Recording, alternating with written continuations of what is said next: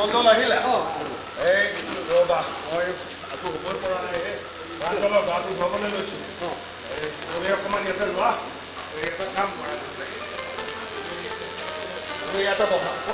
মই তাৰ গাটো ধুৱাই দিছোঁ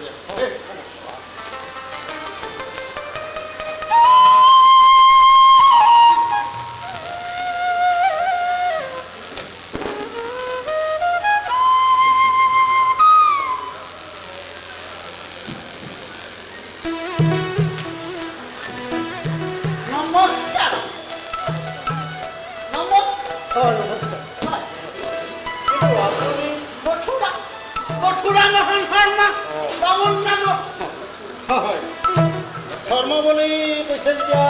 আগতে গম পাইছো আপুনি বামুণী এইটো কিন্তু আপোনাৰ ভুল আজিকালি এই উপাধি চাই একো জাত পাত ধৰিব নোৱাৰি সেইটো নেজি পাতাকে লিখি দিয়ে মই যে অৰ্জিত বামুণ মানুহ সেই পুৰোহিত মানুহ পুৰোহিতৰ কৰ্ম কৰোঁ সেইকাৰণে মই বামুণ বুলি কৈয়ে কিন্তু আপোনাৰ সেইখিনি বামুণ বা পুৰোহিত নালাগে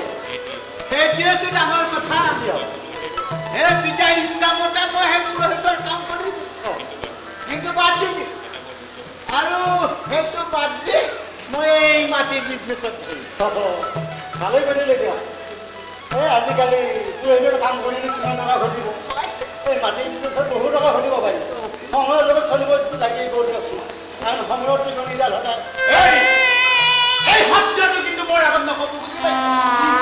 কি হ'ল এই টিকনি শব্দটো মোৰ আগত নক'ব টিকনি এই শব্দটো শুনিলে মোৰ গৰম হৈ যায় বুজি পাইছে উঠে আপুনি জানেনে নাই এই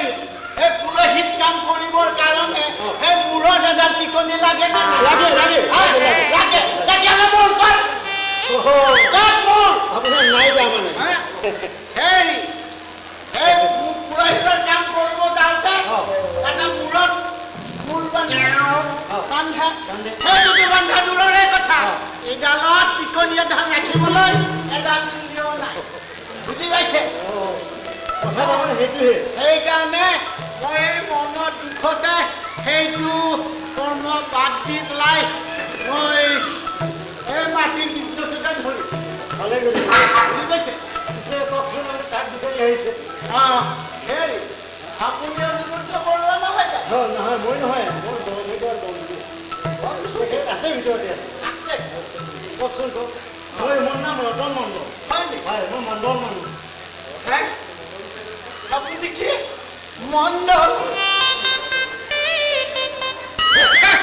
মোৰ কি ভাগ্য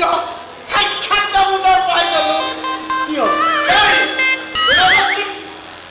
ৰ'ব আপোনাক লগ পালো যেতিয়া হেৰি এটা কাম কৰকচোন এইকেইটা দাগ দেখিছেনে ভালকে চাওক এইকেইটা দাগ কিবা জটপট আছে নেকি চাই দিবচোন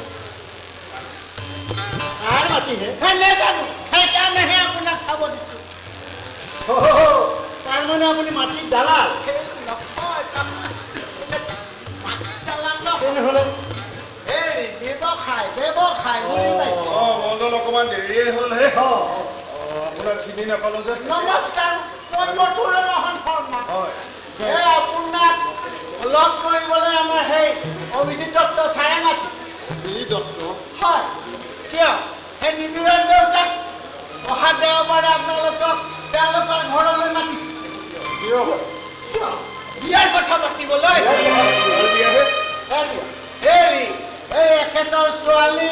আমাৰ সেই দত্ত ছাৰৰ ল'ৰা গতিকে মোৰ ক'ব লগাটো আছিলে ছাৰে পঠাই দিছিলে মই ক'লো এতিয়া মই লাহে লাহে গৈ যাম মোৰ কাম এটা হেৰি মণ্ডল আপুনি কিন্তু ৰাখক সেইডোখৰ চাই পেলাই মোক পিছত জনাব আপুনি চিন্তা নকৰিব এইটো কিন্তু 50-50 হৈ যাব দেই আহিছোঁ